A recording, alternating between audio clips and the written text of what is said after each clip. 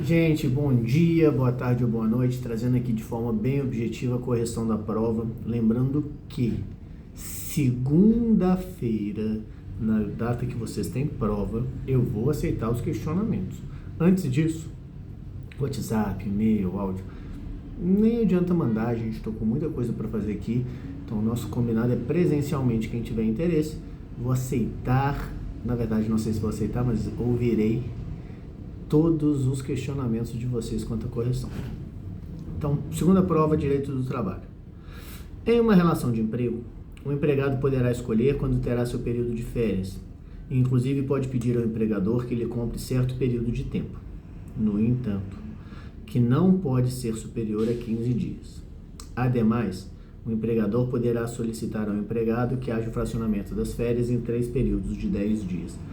Questão 1A.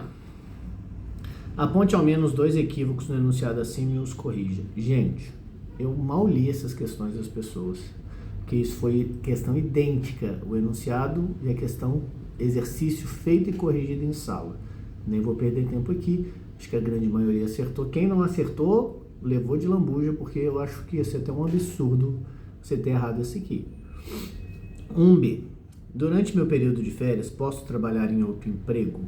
Então, gente, aceitaria sim e não. Importante aqui para mim é a justificativa, porque tem muita gente que dá uma resposta não e justifica o contrário, sim e justifica o contrário. Então, qual que é a resposta importante? Você pode trabalhar sim, se houver um contrato pré-existente de trabalho.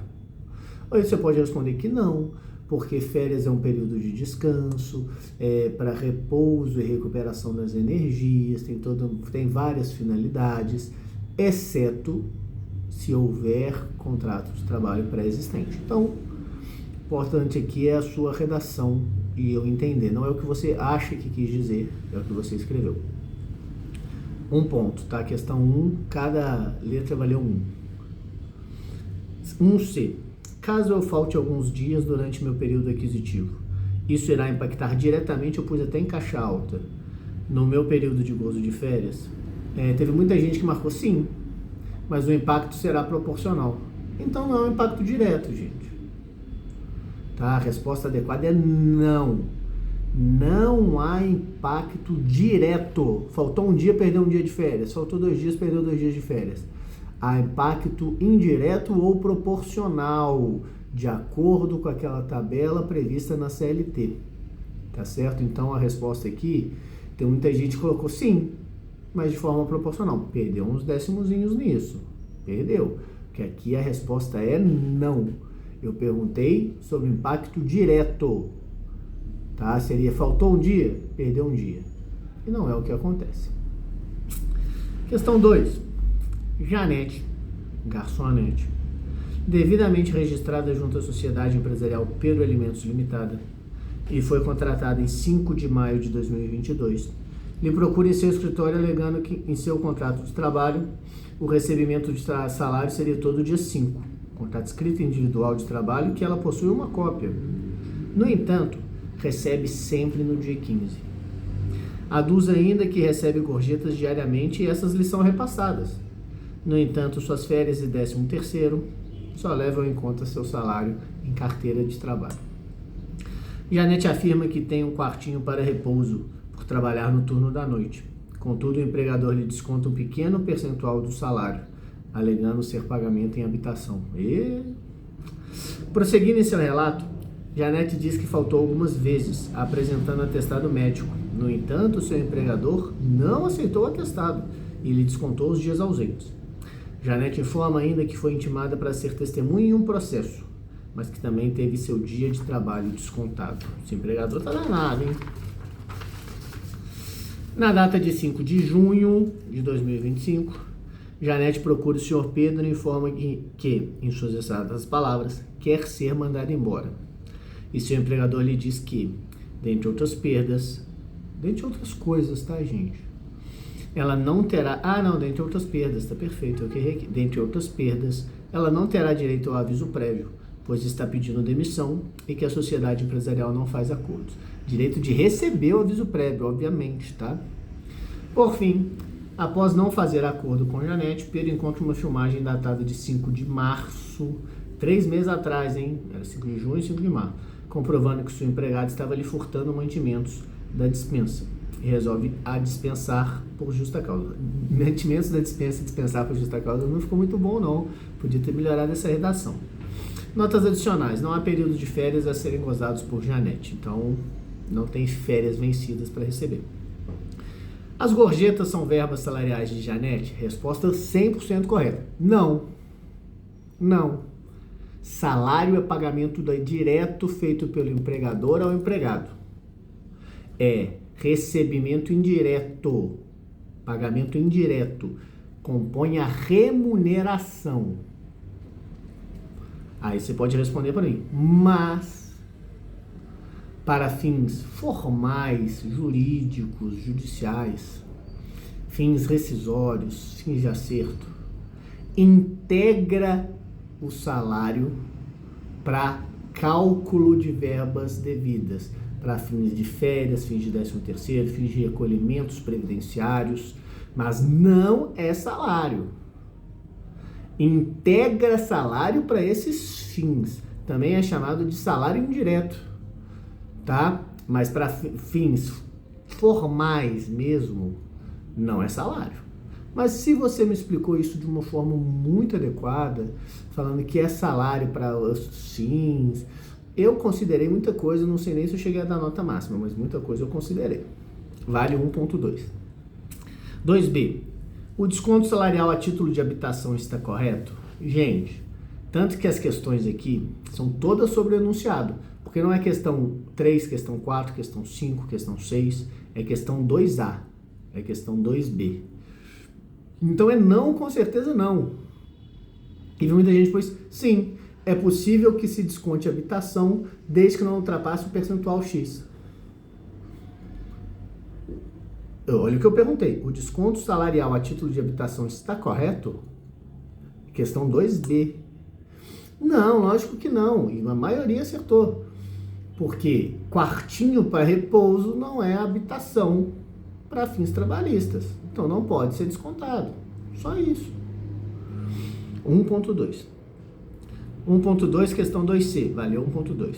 Nos períodos de ausência de Janete, houve interrupção ou suspensão do contrato de trabalho? Você foi mais prático aqui? Você falou, interrupção. Falta justificada, comparecimento em juízo, ela faltou e teria que receber do salário de empregador normalmente. Aí teve muita gente que falou do atestado médico que de forma completa falou que se passasse de 14 dias, entraria em período de suspensão, porque quem pagaria não seria mais o empregador. Teve muita gente que falou suspensão, porque aí explicou. Porque já que o empregador não aceitou, não é nem entrar no mérito de forma certa ou errada, não aceitou o atestado, nem a declaração de comparecimento em juízo, ele suspendeu, porque ele descontou o dia e não pagou. Então eu aceitei as duas respostas, se você me justificou adequadamente. Tá? E teve gente que falou que não teve nem suspensão nem interrupção. Tá errado. Tá bem errado. Tá? Questão 2D, são 3 questionamentos, valeu 1.8, 0,6 cada questionamento. No caso em análise, na condição de advogado, justifique. Janete teria direito ao aviso prévio? Sim, mas com certeza. Sim, mas com certeza. Mas não, mas muito. Ela, no contrato de trabalho, era para receber dia 5 e não recebia. Ela tinha um salário descontado de habitação que também está errado. Ela tinha outras questões que a gente trouxe aqui no enunciado que também configuram, por exemplo, a gorjeta que ela receber não ser validada para fins de 13º e férias. Então caberia a demissão indireta, né, ou rescisão indireta, tá bom? Por isso ela poderia ser mandada embora, como se fosse mandada embora sem justa causa. Então teria direito sim ao aviso prévio, você me explica, 06. De quanto tempo seria o aviso? 39 dias, porque ela tem 3 anos completos de trabalho. Tem muita gente que pôs 30 dias. 39, tá? 3 dias por ano de trabalho. Teve muita gente que falou assim, seria proporcional por causa do tempo de serviço, mas não falou quantos. Eu perguntei, de quanto tempo? Mas eu acho que ainda considerei alguma coisa, mas a resposta seria 39 dias, 06. Pode haver aviso prévio trabalhado cumprido em casa? Não, lógico que não. O aviso deve ser considerado, nestes casos, indenizado. Então, a partir do momento que ela for informada, tem 10 dias para receber o acerto. Tranquilíssimo. Essa valeu um 6, né? Porque essa aqui é a questão que eu acho que tinha mais campo para a gente escrever, pensar.